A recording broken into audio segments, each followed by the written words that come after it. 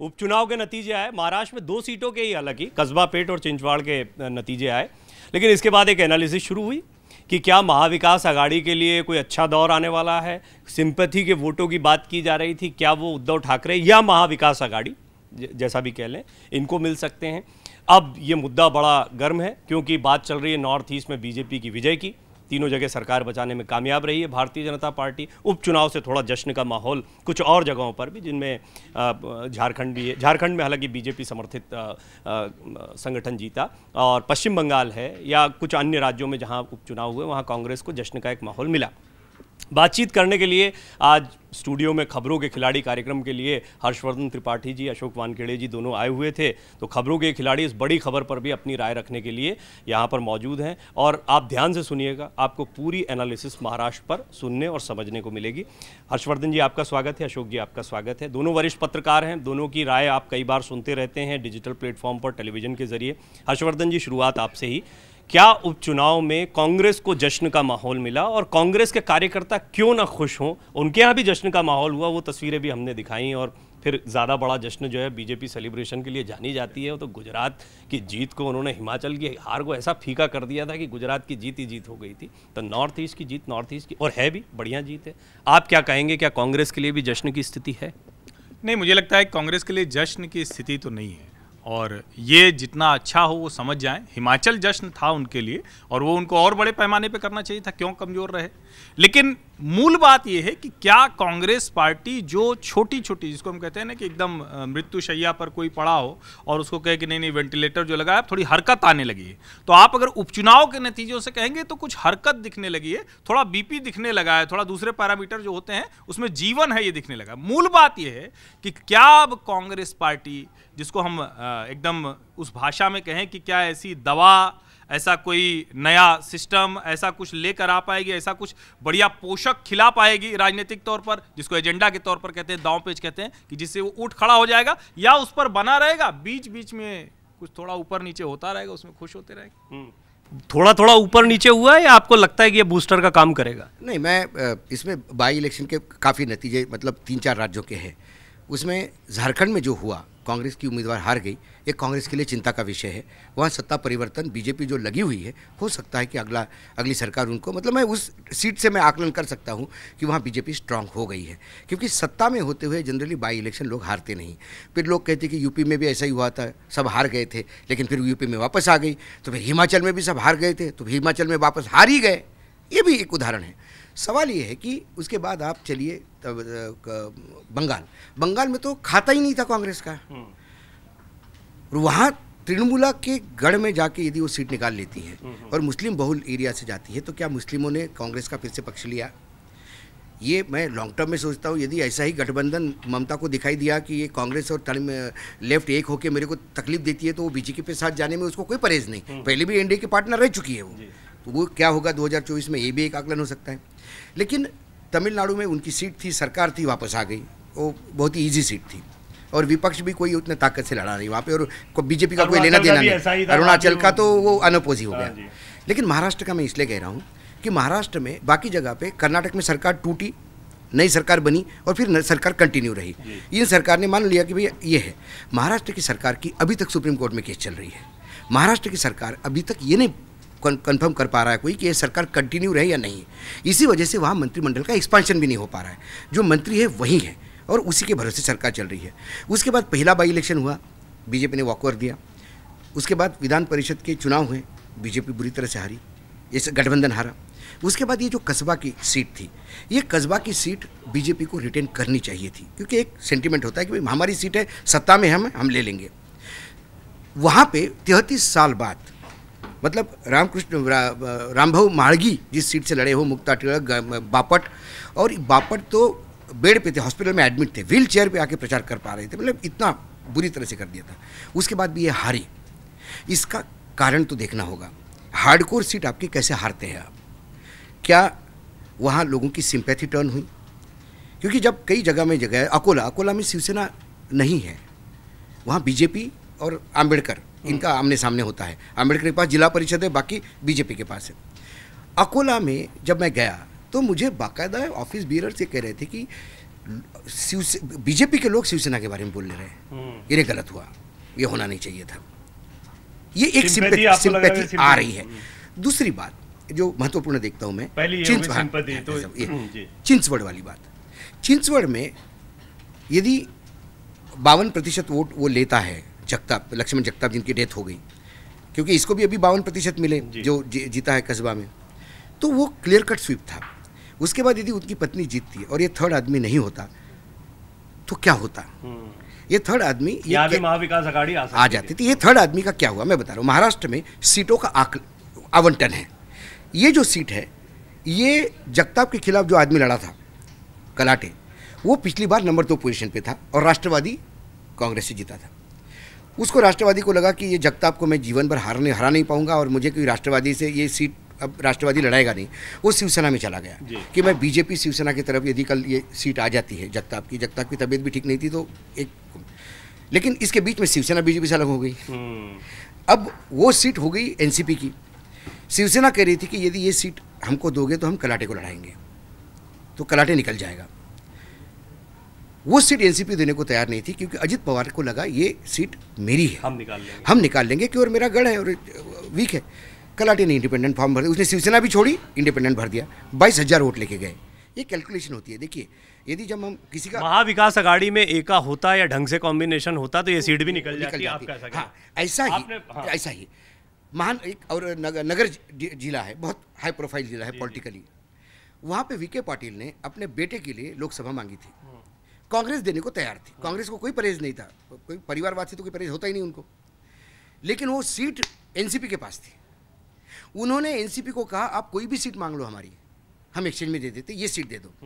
क्योंकि वीके पाटिल की और शरद पवार की बहुत पुरानी अदावत है। बहुत डिटेल में, क्योंकि आपको देखिए आपको ज़मीनी हकीकत पता है, बहुत बारीकियां पता है वहाँ महाराष्ट्र की, लेकिन ओवरऑल जो समझ में आया मुझे, महाविकास आघाड़ी जो है वो बहुत मजबूत दिखी उपचुनाव में। सिंपैथी है 2 पॉइंट जो है वो इस पूरी बातचीत से निकल गए। नहीं, एक बात तो पहले प्रवीण जी समझिए कि महाराष्ट्र में शरद पवार की पार्टी, कांग्रेस पार्टी और अभी की जो उद्धव की बची हुई पार्टी, ये मिल के लड़ रहे हैं और फिर भी इतनी मजबूत दिख रहे हैं। मतलब सबसे पहली चीज़ समझनी जरूरी है। दूसरी महत्वपूर्ण बात यह है जिसको हम बार बार समझ रहे हैं लेकिन या तो उसको हम छोड़ देते हैं। उद्धव ठाकरे जिस जमीन पर खड़े हैं वो जमीन बाला साहब ठाकरे की तैयार की हुई है। और जब उद्धव ठाकरे चले गए थे अपनी सरकार बनाने के लिए, मुख्यमंत्री बनने के लिए, तो बाकायदा कोंकण से एक मुझे खाटी शिव सैनिक का मैसेज है, बहुत लंबा चौड़ा। उसने 2-3 दिन तक मुझे मैसेज भेजा कि निराश कर दिया, बर्बाद कर दिया, हिंदू होना शर्म आ रही है, इस पार्टी के साथ कैसे हम बरसों से जुड़े रहे। जाने कितने लोगों ने शिवसेना का झंडा उसी दिन उतार दिया था, लेकिन चूंकि सरकार बन गई थी तो किसी को पता नहीं चल रहा था। अब वो जब सरकार हटी तो समझ में कहां आता है। शिवसेना दरअसल शाखा से चलती है। उस शाखा में जहां झंडा लगा होता है, शेर का निशान है, ब्लैक बोर्ड पे जो लिख दिया वही उस इलाके में होता है। उन शाखाओं पर एकनाथ शिंदे की शिवसेना ने कब्जा कर लिया। ये बहुत बड़ी बात है जिसको समझना होगा। हो गया, कब्जा हो गया।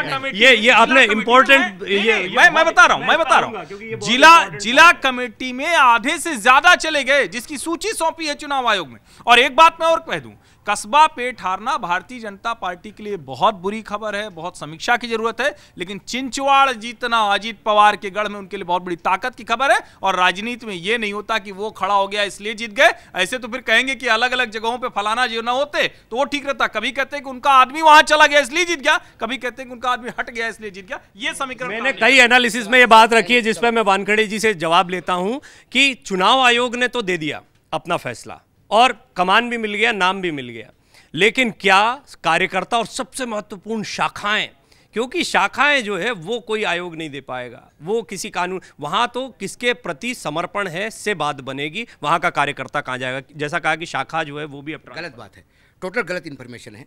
इलेक्शन कमीशन को जो कागज दिए हैं, 5 ट्रक कागज शिवसेना ने भी दिए हैं। इन्होंने वही लोग दिए हैं जो शिवसेना के भी है, उसको टैली करना था। इलेक्शन कमीशन ने कहा कि ये 5 ट्रक कागज जो है इसको हमको 2 साल लगेंगे करने के, इतना टाइम नहीं है, तो किसी ने उसको वेरीफाई नहीं किया। शाखा, आज मैं चैलेंज के साथ कहता हूँ, आज क्या स्थिति वो भी बताएं, क्योंकि पहले कह रहा हूँ, आज आप विदर्भ के गढ़चिरौली से लेके कोंकण तक चले जाइए, जो शिवसेना की शाखा है वहाँ उद्धव का ही झंडा है। इन्होंने अलग शाखा बनाई है। अभी जो पदाधिकारी है वो बोलते हैं हमारे साथ है, वो बोलते हैं हमारे साथ है, दोनों ने लिस्ट दी है, पदाधिकारी उनके साथ है। यही कारण है, यदि सारी शाखाएं एकनाथ शिंदे ये कैसे वेरीफाई हो रहा है, आपको कैसे लग रहा है? वेरीफाई नहीं हो पा रहा है ना, वेरीफाई नहीं हो हुआ, नहीं वो भी नहीं सकता। दूसरी बात क्या है, यदि ठाणे तो गढ़ है एकनाथ शिंदे का, उस ठाणे में यदि अभूतपूर्व लाखों की तादाद में भीड़ आती है आदित्य ठाकरे को सुनने, उद्धव ठाकरे को सुनने, तो उसके मायने क्या है? यदि आदित्य ठाकरे पूरे राज्य भर घूम रहा है, ठीक है, 41 में से 6 ऐसे विधायक है जो अभी तक अपने कॉन्स्टिट्यूंसी में नहीं गए हैं, जा नहीं पा रहे हैं, ये वस्तुस्थिति है। देखिए, ये तब भी कहा गया था जब ये चले गए थे लोग ना, गुवाहाटी पहुंचे थे, सब आ गए, सब बाकायदा ठसके के साथ हैं। अब हिम्मत उन लोगों की नहीं जो उद्धव के साथ जुड़े हुए हैं। और यही संजय राउत जो बयान देते थे उसके स्वर कितने बदले हैं समझिए। और ये तो अब तभी तय होगा जब विधानसभा के चुनाव होंगे या उससे पहले बीएमसी के चुनाव होंगे। लेकिन आज की तारीख में शाखाओं पर बहुतायत शिंदे सेना का कब्जा है। लेकिन एकनाथ शिंदे ने बहुत स्पष्ट कहा है कि हम कहीं लड़ते नहीं दिखने चाहिए, क्योंकि हमको बाला साहब की विरासत लेकर चलना है। जहां उनकी मजबूती ने उस शाखा को छोड़ा है, बहुतायत शाखाओं पर एकनाथ शिंदे का कब्जा है। ये गलत बात है, मैं अभी भी कहता हूं। और मेरे मित्र को तो मैं महाराष्ट्र का टूर मेरे पैसे से करने को तैयार हूं। बिल्कुल मैं चलूंगा, मैं पक्का चलूंगा और शाखा दिखाऊंगा एक एक। लेकिन होता क्या है बेसिकली, जो महाराष्ट्र की तासीर है, यदि आपके पास जो जिनको जनरली जो छोड़ के गए उनको गद्दारी लेबल लगाया, शिवसेना तो छोड़ के नहीं चले गए। एक हिंदुत्व की बात होती है कि बाला साहेब का हिंदुत्व का, बाला साहेब का हिंदुत्व का कौन सा हिंदुत्व? बाला साहेब जब उसके साथ चले गए, इमरजेंसी को बाला साहब ने एंडोर्स किया, और उसी इमरजेंसी में इसी बीजेपी के जितने भी स्टालवर्ड नेता थे जेल में थे। वो बाला साहब बीजेपी के अब नेता आदरणीय पुरुष कैसे हो सकते हैं? गर्व से कहो हम हिंदू हैं, ये वाला गर्व से कहो हम हिंदू हैं, ये वाली बात। और राम मंदिर की बात, राम मंदिर का एक्सप्लेनेशन देता हूँ, उसका भी मैं एक्सप्लेनेशन देता हूँ कि पहली बार बीजेपी भी हिंदुत्व का नाम लेने के लिए डर रही थी। ये प्रमोद महाजन ने सुनाया हुआ किस्सा है, वो स्वर्गवास हो गया उनका। उन्होंने कहा कि बाला साहब ने हमको कहा कि हिंदुओं के नाम पे इकट्ठा हो जाओ, छोड़ दो डायरेक्टली। जैसा मैं कहता, पहले हमारा हमेशा बड़ा साहब को कहता था कि आप एकदम मुसलमानों को गालियां मत दिया करो, क्योंकि उनके भाषणों में जो शब्द यूज करते मैं यहाँ यूज नहीं कर सकता था, ऐसे भाषण देते थे।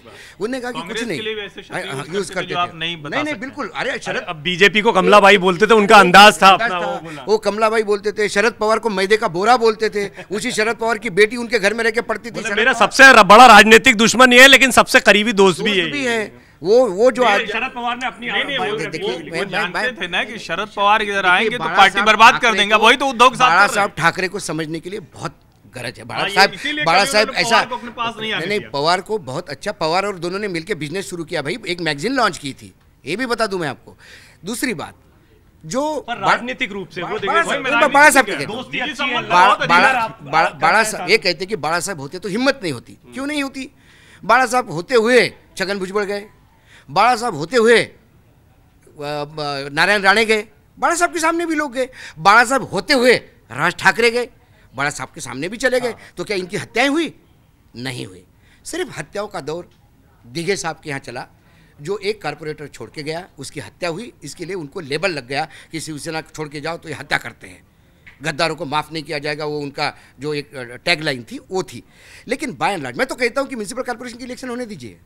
म्यूनसिपल कॉर्पोरेशन की इलेक्शन क्यों नहीं हो रहे हैं? सवाल उपचुनाव का बीएमसी पर कितना असर पड़ेगा और क्यों नहीं हो रहे हैं? दो सवाल। नहीं, निश्चित तौर पर उपचुनाव का असर तो पड़ेगा ही, लेकिन मुझे लगता है कि बीएमसी का चुनाव एकदम अलग है। और ये बात भाऊ भी जानते हैं, महाराष्ट्र की राजनीति से बीएमसी की राजनीति एकदम अलहदा रही है, कोई वास्ता नहीं रहता है। शिवसेना वहां कब्जे में रहती थी, पूरे महाराष्ट्र में कहीं दिखती नहीं थी। तो मुझे लगता है कि बीएमसी का चुनाव अलग होना है और सचमुच इस बार बड़ी चुनौती होगी, क्योंकि बॉम्बे में जिस तरह से शिवसेना है, जिस तरह से शिवसेना मूव करती है, वो कैसे दिखेगी, ये सबके लिए एक सवाल है। और मुझे लगता है कि वही तय भी करेगा। मैं अभी ये नहीं कहूंगा उद्धव का कांग्रेस के साथ जाना हिंदुत्व के एजेंडे से दूर करने वाला है। और अब वो अगर उद्धव ठाकरे इसी तरह से राजनीति करते रहे तो उनकी राजनीति कमजोर होने वाली है। वो गठजोड़ करें, बाद में लड़ते रहें, लेकिन अपनी राजनीति अपनी तरह से करेंगे तभी सफल हो पाएंगे, नहीं तो मुश्किल होगी। जिस बाला साहब ठाकरे जी ने इमरजेंसी को एंडोर्स किया था, उसके बाद भी वो बाला साहब का तथाकथित तो वो वाला हिंदुत्व, इमरजेंसी को एंडोर्स करने वाला, यदि बीजेपी को चल गया तो फिर ये हिंदुत्व क्यों नहीं चलेगा? सीधी बात है। आपको लगता है उद्धव का महाराष्ट्र ये हिंदुत्व की गणित नहीं है। महाराष्ट्र हिंदुत्व की ये थोड़ा नया है मेरे लिए। ये मतलब महाराष्ट्र मराठी माणूस कोंकण का आदमी सुनेगा नहीं, आपकी बात सुन के वो कह रहा होगा कि शिवसेना को तो कतई नहीं देना है। मेरी पूरी ये वाला नहीं चला भाव, ये वाला तो कहीं हो ही नहीं सकता कि महाराष्ट्र हिंदुत्व की राजनीति, पूरी छत्रपति शिवाजी की पूरी विरासत सब उसी पे चलता है, और कौन सी राजनीति। एक सेकंड हो गया आपका। महाराष्ट्र की राजनीति बाला साहेब ठाकरे की जो नींव थी वो मराठी अस्मिता पे थी, क्योंकि बाहर के लोगों का जो अंडरवर्ल्ड के लोग आए थे, खासकर मुरलियार वरदराजन वगैरह, है ना, बजाओ लुंगी भगाओ लुंगी, है ना, तो महाराष्ट्र की अस्मिता के ऊपर से शुरू हुई। अब बात क्या होती है, अब जो ग्राउंड लेवल पे आप सुनने जाओ, ये मैं उन लोगों को कोट किया है, मैंने एक दो को बोला तुम्हारा नाम लूँ क्या, तो बोले लो ना, क्या फ़र्क नहीं पड़ता।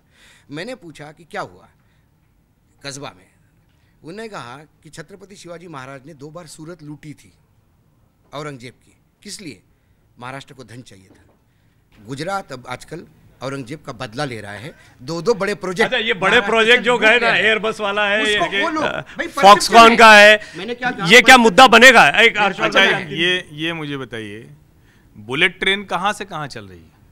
महाराष्ट्र गुजरात को जोड़ रही है। अभी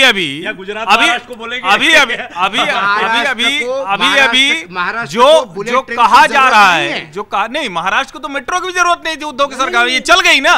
जितने डेवलपमेंट प्रोजेक्ट इस सरकार में हुए, उद्धव की सरकार तो आते ही 7 लाख करोड़ की परियोजनाओं को ठंडे बस्ते में डाल दिया था। देवेंद्र फडणवीस के समय के सारे काम, कोस्टल रीजन वाले सारे काम बंद कर दिए थे। मुंबई को पता है कि कौन विकास कर रहा था, कौन विकास पर बैठ गया, वो उसका बदला ले। मैं तो बोल रहा हूं, उसी मुंबई ईस्ट ने दिखा दिया कौन चाहिए साथ में।